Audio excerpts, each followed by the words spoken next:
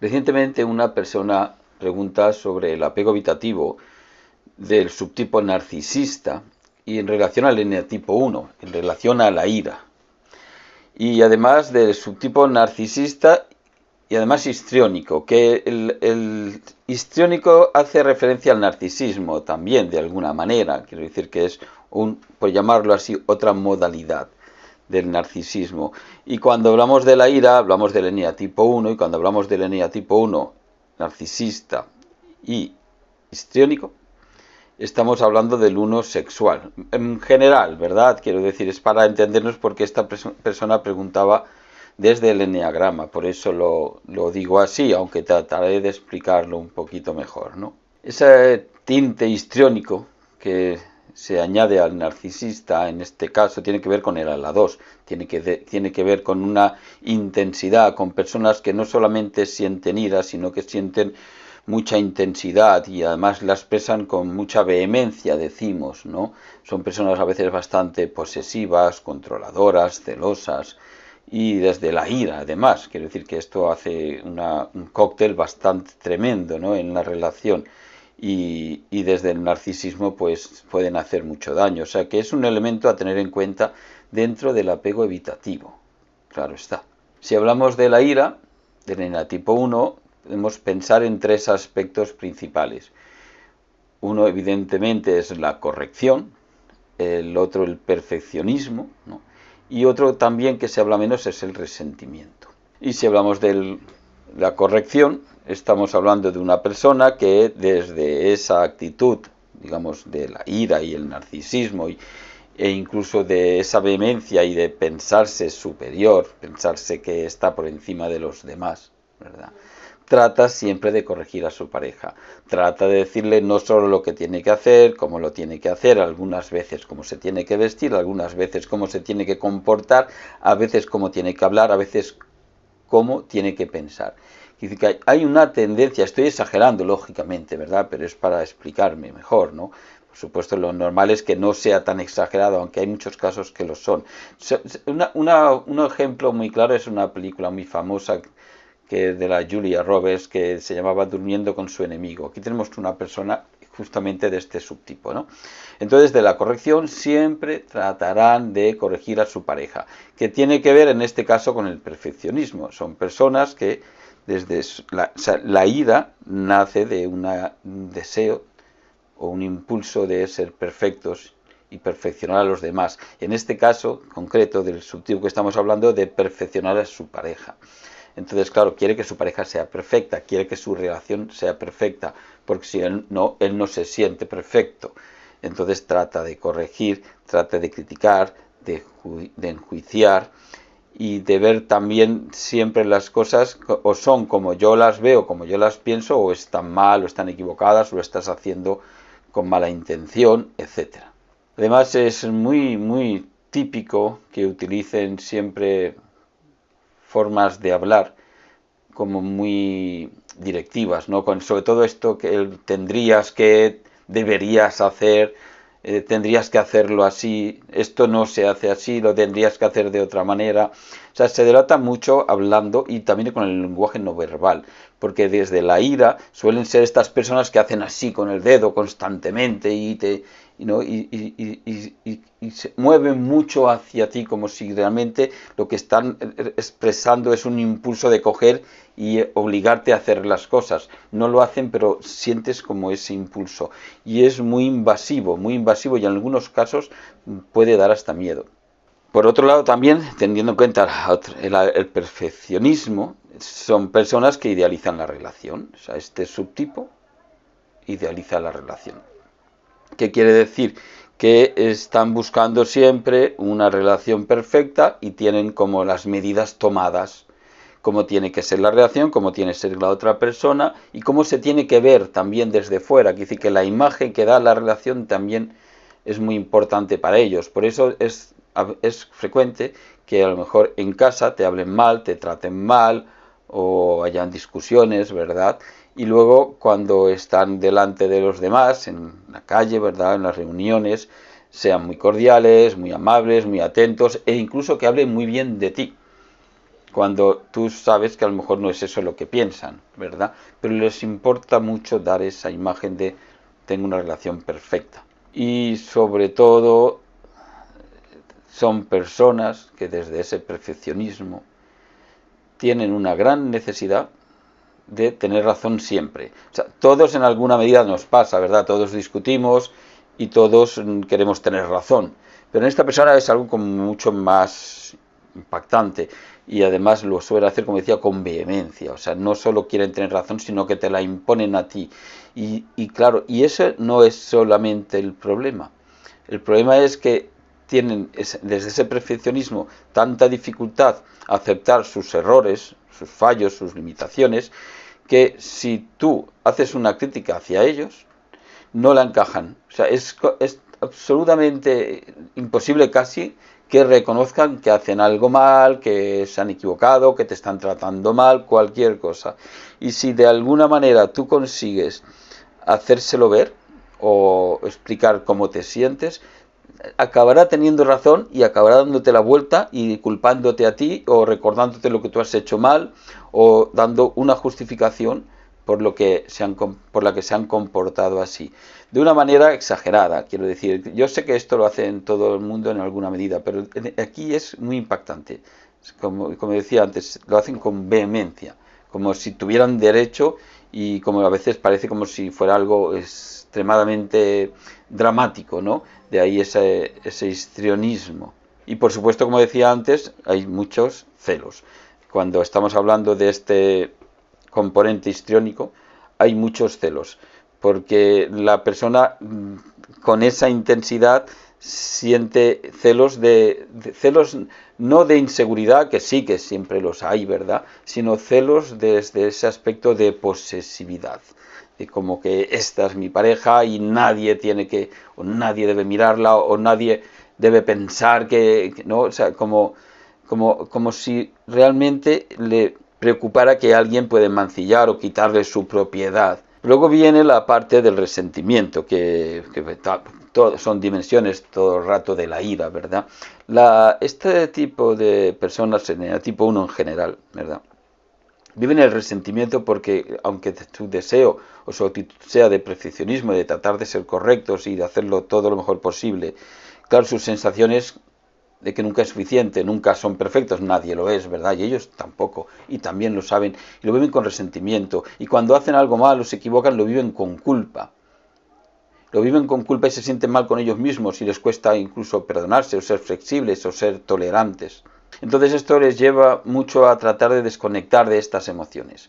Les lleva mucho a reprimir esos sentimientos de insuficiencia, de error, de haber hecho algo malo, porque no, algunas veces todos podemos hacer algo malo, ¿verdad?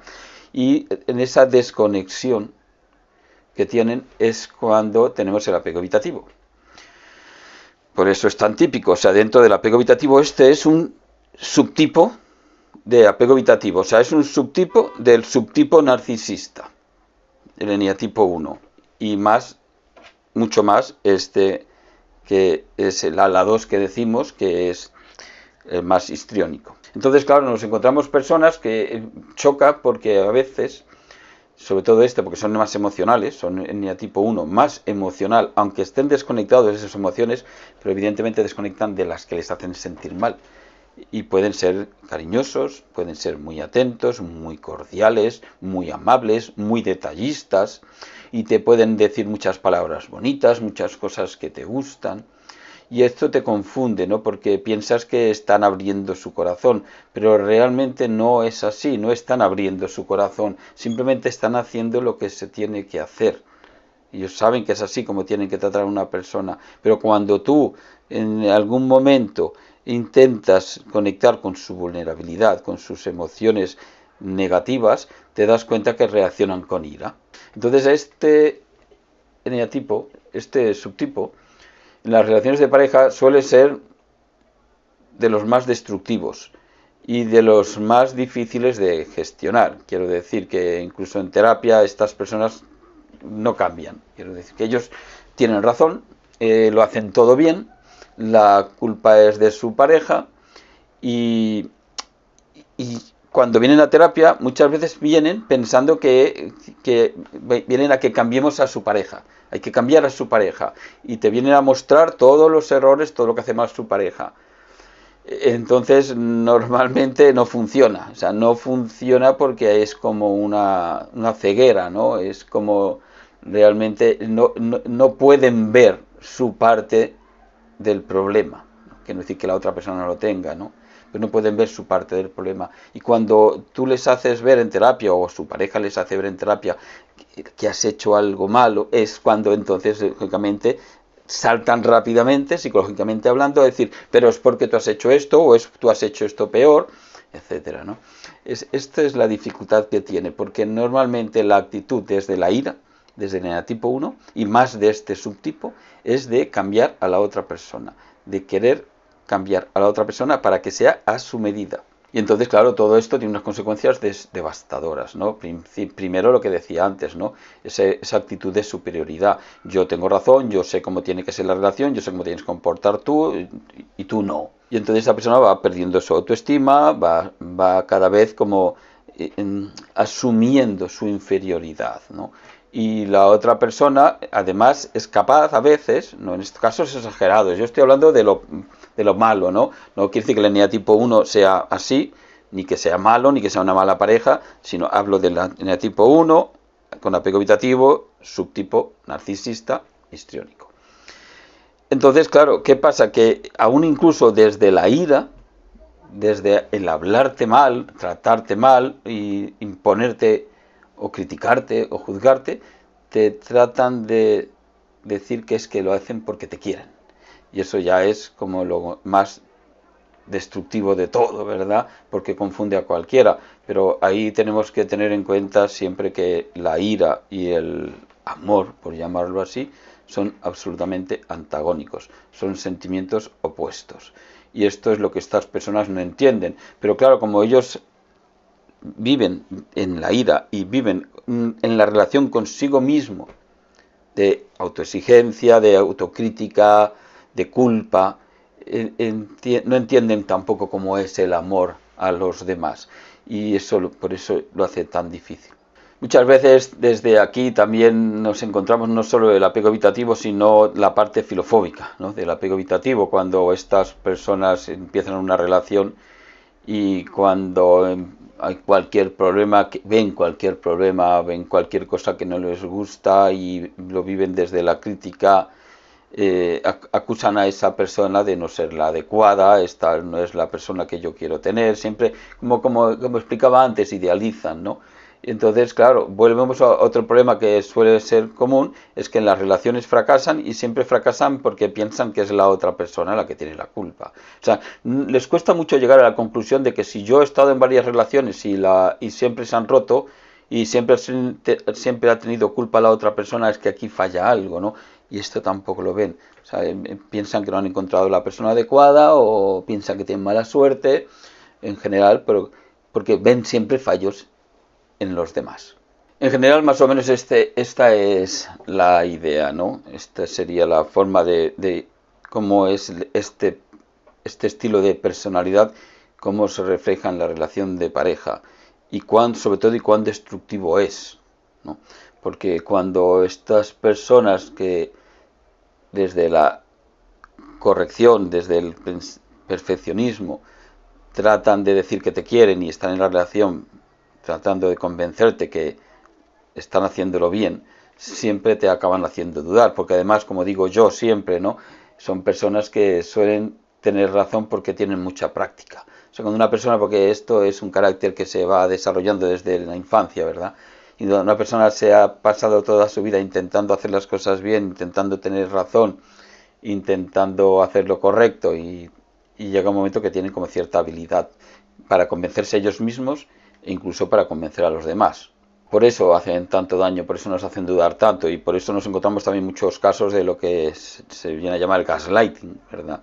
Es muy fácil que para sentirse ellos correctos, perfectos, los que lo hacen bien, los que tienen razón, traten de hacerte a ti pensar cada vez más que tú estás equivocado, que estás perdiendo hasta la razón o estás perdiendo el norte o que estás muy mal o que tienes problemas mentales. todo lo que sea necesario para que ellos puedan mantener su posición de corrección o de perfección. En general, cuando identificamos una persona así, por supuesto, hombre, aparte de lo que dicen mucha gente, ¿verdad?, de salir corriendo, lógicamente si lo identificas, pero en cualquier caso, lo identifiquemos o no lo identifiquemos, tenemos que entender que la ira en la relación de pareja no se debe aceptar, en ninguno de los casos, ¿verdad? O sea, una persona no puede ni tratar de cambiar a la otra, ni puede obligar a la otra a nada, ni tiene que poder criticar ni juzgar nada desde esa presunta superioridad. Ni se puede aceptar posesividad, ni ningún tipo de maltrato o agresividad. O sea, todo lo que se hace desde la ira debería estar vetado en una relación de pareja que se tiene que fundamentar en el amor y en el respeto, ¿verdad? Eso está claro, en cualquiera de esos aspectos. Estas personas, la verdad es que suelen traer un poco de todo, ¿no? Pero siempre tenemos que acordarnos de que cuando identifiquemos cualquiera de estos aspectos, hay que ser capaces de poner límites. Si no salir corriendo, por lo menos poner límites. Poner límites para comprobar si esa persona realmente puede ser alguien apto para una relación, puede ser alguien adecuado para una relación contigo. Poner límites en este aspecto es darle una oportunidad. O sea, yo te digo, bueno, yo esto no lo voy a aceptar, no lo puedo aceptar. La otra persona, si quiere, lo cambia, y si no respeta tu límite, evidentemente no se tiene que asumir por ningún motivo, ni porque tenga razón, ni por nada de nada, ¿no? Porque en la relación de pareja no funcionan así, y lo último que funciona en la relación de pareja es porque tener razón o no tener razón. Al revés, el tener razón o no tener razón suele ser la mayor fuente de discusiones y de conflictos, y el convencimiento de que yo tengo razón suele ser la mayor dificultad a la hora de resolverlos. Con estas personas esto es lo que más sucede, ¿verdad? Entonces, aprender a poner límites e identificar desde luego lo que uno quiere o no quiere tener en una relación y cómo quiere que le traten, ¿no? Eso es lo más importante.